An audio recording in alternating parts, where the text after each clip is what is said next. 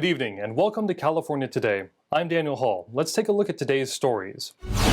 California has surpassed 5 million COVID-related cases, making it the first state to do so in the country. Amid the surge, local counties are tightening their health guidelines. A virtual reality gaming company in California is switching gears to help prevent veteran suicide. They turn tests into games to help veterans with PTSD. California is the first state to record over 5 million known CCP virus, also known as COVID-19, cases. It is currently unclear how many of the newly reported cases are attributed to the Omicron variant. As of December 29th, the Department of Public Health has confirmed close to 5.1 million cases. The state has recorded a little over 75,600 deaths. Despite the surge in cases, death rates are trending downward. Throughout the pandemic, California had one of the strictest restrictions and lockdowns. California is currently the only state under a state of emergency after Governor Newsom extended pandemic emergency rules through March 31st, 2022. California has the highest resident population in the country, followed by Texas and Florida. Texas has about 3.7 million confirmed cases as of today, and Florida has over 3.9 million cases. On Monday, Governor Newsom announced that California will align with the CDC's shorter isolation and quarantine recommendations. San Francisco and several Bay Area counties announced today the city will tighten its indoor mask requirements amid an Omicron surge. Effective December 30th, everyone must wear a mask in all public indoor settings, regardless of vaccination status. As the Bay Area tightens its COVID requirements, the Golden State Warriors and Chase Center announced Wednesday new requirements for people attending events held at the venue. The new rules follow updated guidelines from the San Francisco Department of Public Health. Beginning February 1st, 2022, the Chase Center will require proof of up-to-date vaccinations, which includes proof of a booster shot at least 1 week prior to an event. Guests who do not meet the vaccination rule will be denied entry. Guests under 12 years old must show proof of full vaccination or a negative COVID-19 test taken within 24 hours for an antigen test or 48 hours for PCR tests prior to entry. The San Francisco-based team and venue said all current and previously announced health and safety protocols for fans remain in place. Apple is issuing some unusually large stock bonuses to certain engineers in an attempt to retain talent, according to a recent report. Bloomberg reported on December 28th that the Silicon Valley tech giant is offering high pay to its employees to stop them from being poached by competitor Meta. The report says that Meta has hired about 100 Apple employees in the previous months, but Apple has also grabbed employees from Facebook's parent company. The bonuses are ranging from $50,000 to $180,000. The shares will vest over a 4-year period, providing an incentive for employees to stay with Apple. Though Apple's shares are up 36% this year, not all engineers received the bonus. But the iPhone maker has pushed back its office return deadline and will issue $1,000 to all corporate, retail, and technical support employees. A California tech company switched from gaming to focus on preventing veteran suicide. NTD's Eileen Ng hears more from the co-founder about how it works. Founded in 2016, 2B3D started out as a VR metaverse gaming company. One of the co-founders recently returned from Afghanistan, serving as a combat medic. His childhood friend and co-founder, Robert Bell, decided to combine virtual reality to help him recover from PTSD. Their company is working on creating a headset that veterans can use when they feel PTSD kicking in. What we're doing is we're taking already successful tests, and what we're doing is we're gamifying them. We're making mini games where the actual test is happening but in a gaming style. So research has shown already that VR is very successful for helping PTSD, but we're taking the most successful tests that are already working and we're putting them into games. According to Bell, the mini-games target the neurovascular couplings in the brain to increase blood flow to the damaged part of the brain. Some tests ask a person to look at certain lights in certain directions. You needed to look at a red light twice inside the doctor's office and then look down at a green light. We're taking that and we're bringing it into as a game. It might be a laser, that's coming at you or something like that. The users can also immerse themselves in a more soothing scene like mountains or the beach. The developers also plan to have group therapy with other veterans who have been through similar experiences. They are looking to get it at a fraction of the cost of other treatment options. There will also be direct access to mental health care providers, and all of this can be done from their home room. They partnered with Forge Forward Project, a veteran-owned and operated nonprofit that uses virtual reality technology to end veteran suicide. According to an annual report from the Office of Mental Health and Suicide Prevention, the average number of veteran suicides per day was 17.2 in 2019, a 4.5% increase from 2001.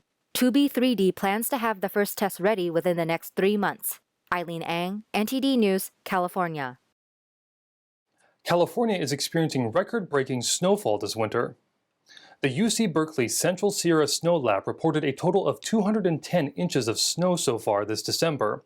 The season total is 264 inches. In the last 24 hours, 8 inches of new snow fell. The lab said, "We are now at 258% of our average snowpack through this date, and we have received 70% of our average annual snowfall." This broke the state's record of 260 inches set in 1970. In a statement, South Lake Tahoe is advising only essential travel at this time due to restricted roadways, limited resources, and traffic delays. With all the snow, a California ski shop manager has gone missing amidst the snowstorms that have hit the state's many ski resorts. The search for him continues today. NTD's Cynthia Kai spoke to a local ski enthusiast to hear about ways to stay safe on the slopes. California's Sierra Mountains are experiencing a heavy winter blizzard that dumped as much as 10 feet of snow in some areas. Amid the snowy conditions, the Placer County Sheriff's Office reported that Rory Angelata, a 43-year-old California ski shop manager from Truckee, is missing. He went missing at North Star California Resort near Lake Tahoe late Saturday. The Nevada National Guard deployed helicopters today to continue the search for Angelata. As more snow is expected in the coming days, a local ski enthusiast shared some safety tips for people seeking to spend time at ski resorts. Because you have so many cars heading to the same location during a big storm, that creates the problem. Weather is just one thing, but if you just take a couple of bad driving decisions and to block the road. Zhang advises people to check real-time weather alerts and road conditions before driving to snowy destinations. The most important thing, you need to be slow, right? So, you can have a four-wheel drive, all-wheel drive, snow chains, right? All that kind of discussion. But by the end of the day, it's all about the friction. For first-time skiers, he advises taking a group lesson to learn the basic safety measures. For first-timer, you better stay on the groomed runs instead of, because there's a lot of powder there. They might not be able to groom all the runs in time. And so it's very easily you get stuck in those powder ski, and it's very hard you get out of it. He recommends people build a stable foundation for their skills before trying softer powder snow. He says crowded resorts can sometimes be more dangerous compared to more remote runs. The very dangerous place is like the beginning area for beginners, right? It's very crowded, and you just need to watch out those people they're coming from nowhere. John has been skiing for over 18 years and enjoys the air and feeling of being in nature. So it's very enjoyable, just be there, right? And also I enjoy the feeling when you kind of flying close to the ground, and that kind of freedom. More snow in the Sierras is expected going into the new year. Cynthia Kai, NTD News, California.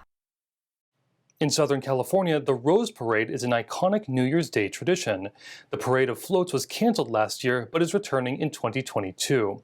One float maker in Irwindale tells us how his float business is doing this year. NTD's David Lamb reports. In Irwindale, California, people were prepping for the annual Rose Parade for New Year's Day. It marks the start of the Rose Bowl football game in Southern California. Last year's Rose Parade was canceled because of the pandemic. The last time the parade was canceled was back in World War II, 60 years ago. Estes is the owner and president of Fiesta Parade Floats. He has over 40 years of experience in building floats. It's certainly been different because of dealing with COVID, restrictions, limitations. First off, even to get back to work, I needed to see how many of my former employees were wanting to come back to work. They were off work for a year. He says his business feels the impact from the pandemic and delay at the harbors. because if I need 40,000 of a certain rose, they all need to be the same consistency in color. So if they can't get those, like white roses are very hard to get this year. Another material, straw flowers, was almost non-existent this year. One person says that Fiesta Parade Floats is contributing 6 out of the many dozens of floats for the parade in Pasadena. So it's usually a lot busier. We don't get to spread out as much. And but other than that, it's the same idea. We just work together to come up with a finished product. One person said, even though the floats are beautiful, every single float brings awareness to something more.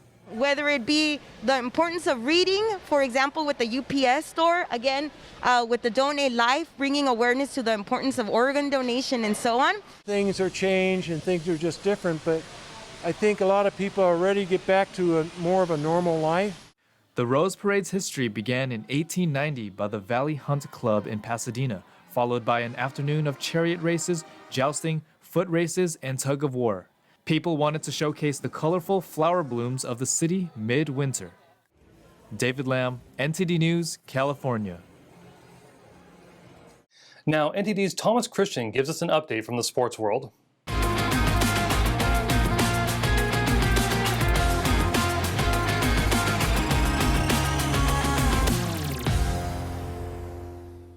I'm Thomas Christian, giving you the California Today Sports Roundup. The National Football League and its player union said on Tuesday that players and staff who test positive for COVID-19 can return after 5 days instead of 10, provided their symptoms disappear or greatly improve, the league said in a memo seen by Reuters. Individuals would need to go at least 24 hours without a fever, see other symptoms like a cough improve, or be cleared by a team physician after consultation with the NFL, according to the memo. The new guidance applies to all players whether they are vaccinated against the virus or not, although fully vaccinated players can test out sooner than 5 days by returning 2 negative tests after their initial positive one. The memo said the changes to the policy came in light of revised Centers for Disease Control guidance released Monday, which altered its recommended isolation time for asymptomatic cases to 5 days from the previous guidance of 10. Like almost all other sports leagues, the NFL has had a surge in positive cases amid the spread of the highly contagious Omicron variant of COVID-19, with approximately 515 players having tested positive since December 13th, according to ESPN. Announced Tuesday, Hall of Fame coach turned broadcaster John Madden has died at age 85. Madden's exuberant calls combined with simple explanations provided a weekly soundtrack to NFL games for 3 decades. The league said he died unexpectedly on Tuesday morning and did not provide a cause. Before becoming a TV commentator, Madden served as head coach of the Raiders from 1969 to 1978. In those days, the Raiders were considered the NFL's outlaws, with outrageous, rebellious players, an excitable, arm-flailing coach, John Madden, and an owner, Al Davis, whose motto said it all: just win, baby. Coaching the renegade Oakland Raiders, Madden compiled a stellar 103, 32, and 7 regular season record, and led his team to victory in the Super Bowl after the 1976 season. He became an even more impactful figure after he stopped coaching at age 42, entertaining millions who tuned into NFL football. He also was the name behind the hugely popular sports video game Madden NFL Football. The son of an auto mechanic, Madden appealed to fans as an exponent of America's most popular sports league and as an advertising pitchman for such varied products as beer, hardware stores, and foot fungus medicine. NFL Commissioner Roger Goodell said in a statement Tuesday, "Nobody loved football more than Coach. He was football. There will never be another John Madden, and we will forever be indebted to him for all he did to make football and the NFL what it is today." As always, I'm Thomas Christian, and thanks for tuning in. That's all for tonight. You can join us again on California Today every weekday at 8 p.m. If you have any news tips or ideas for our show, feel free to let us know. You can also find us on Twitter and Facebook. I'm Daniel Hall. Have a wonderful evening.